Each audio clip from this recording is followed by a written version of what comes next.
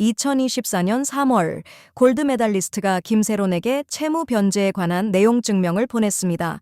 전 소속사가 대신 지불한 손해배상금을 상환하라는 내용이었습니다.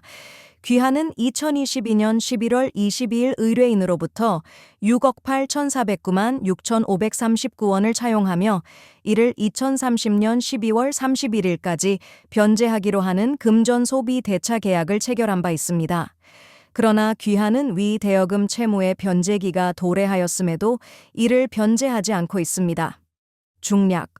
골드 메달리스트는 조속한 시일 내 대여금 7억 원 전액을 입금하지 않을 경우 민형사상 법적 조치를 취하겠다고 엄포를 놓았습니다. 썰 SOS 김세론은 당시 여력이 없었습니다. 김세론은 소녀 가장으로 가족들을 부양해왔습니다. 피해 배상금 지급으로 경제적 어려움을 겪고 있습니다. 김세론 변호인 1차 공판. 김세론은 골드메달리스트의 1호 연예인입니다. 그런데 재계약이 불발됐습니다. 그때 7억 원은 암묵적으로 정리됐다고 판단했을 겁니다. 그런 김세론에게 전액 입금과 법적 조치는 압박 이상의 공포였습니다.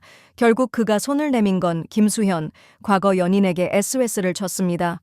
7억 달라니 오빠 나 좀 살려줘. 구 김세론 김수현에 보낸 문자 발신인은 김세론, 수신인은 김수현. 2024년 3월 24일에 보낸 메시지였습니다. 오빠 나 세론이야. 내용 증명서 받았어. 소송한다고. 당장 7억을 달라고 하면 나는 정말 할 수가 없어. 꼭 소송까지 가야만 할까? 나 좀 살려줘. 시간을 주라. 김세론. 김세론과 김수현은 과거 연인 관계였습니다. 그 인연으로 골드메달리스트와 전속 계약을 맺었습니다. 이 소속사는 김수현의 일인 기획사 형태로 출발했습니다. 김수현은 답이 없었습니다. 이에 김세론은 김수현과 찍었던 사진을 공개했습니다. 연락을 달라는 일종의 메시지였습니다. 골드메달리스트는 김세론의 상황을 고려해 돈을 받지 않기로 했다고 밝혔습니다. 그러나 김세론의 상황은 변하지 않았고 유일하게 변화한 것은 김수현 측의 반응이었습니다. 김세론과 소속사 간의 대화 내용은 알 수 없으며 김세론은 보도를 원하지 않았고 소속사는 일방적인 보도자료만을 발표했습니다. 결과적으로 김세론은 사진 한 장으로 채무 부담을 줄였지만 셀프 열애라는 비난을 받게 되었습니다. 김세론이 2025년 2월 16일 사망했습니다. 공교롭게도 그날은 김수현의 생일이었습니다. 디스패치는 소속사의 채무 상환 문제를 다시 물었습니다. 골드메달, 사냥개들 제작사에서 음주운전 사고로 손해배상액 7억 원을 청구했다. 회사가 김세론 대신 7억 원을 먼저 갚았다. D. 내용 증명을 보낸 이유는? 골드메달, 김세론에게 돈을 받을 생각은 없었다. 아니, 받을 수 없다고 생각했다.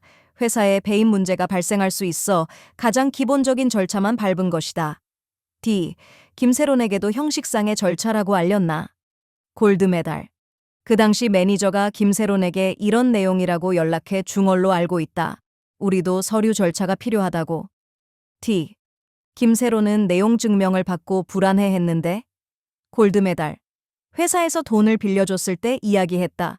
김세론에게 이런 큰 금액을 받을 수 없다는 걸 안다. 수익이 생기거나 여유가 되면 갚으면 된다고 말했다. 골드메달리스트의 주장과 김세론의 행동에는 상당한 온도차가 있습니다. 무엇보다 김세론은 내용 증명의 압박을 받은 걸로 추측됩니다. 내용 증명이 형식적 절차일 뿐이라는 말을 듣지 못한 것으로 보입니다. 김수현에게 보낸 문자만 봐도 그렇습니다. D. 김세론이 사고로 배상한 금액은? 골드메달. 김세론의 사고 차량이 수리가 안 되어서 중고차로 판매했다. 그게 3,500만 원 정도 된다. 그 이후로는 돈을 받지 않았다. 디스패치 취재 결과 김세론은 방관한 게 아니었습니다. 일례로 골드네스 투자로 얻은 수익금 등을 광고 계약 손해배상에 사용했습니다.